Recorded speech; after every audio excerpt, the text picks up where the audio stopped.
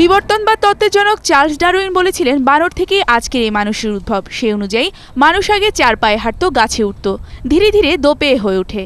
কিন্তু এবার বোধহয় ডারউইনের তত্ত্বটা উল্টো করে দেখাতে চান জাপানের কেনিচি ইতো। প্রাইমেটদের নিয়ে পড়াশোনা করা ইতো গত 9 বছর ধরে বানরের মতো হাঁটা শিখছেন। দোপেয়েদের ট্র্যাকে দৌড়ে উসাইন বোল্টকে হারানোর ক্ষমতা না থাকলেও 4 পেয়ে দৌড়ে অনন্য রেকর্ড স্থাপন করলেন জাপানি যুবক। মাত্র 17.47 সেকেন্ড সময় নিয়ে 100 মিটার দৌড়েছেন ইতো।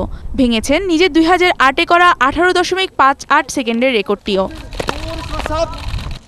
ইতো স্বপ্ন দেখেন একদিন 4 পেয়ে স্প্রিন্টাররা আন্তর্জাতিকভাবে ট্র্যাক অ্যান্ড ফিল্ডে দৌড়াবে, আর উসাইন বোল্টের করা 9.58 সেকেন্ডের রেকর্ড ভাঙবে।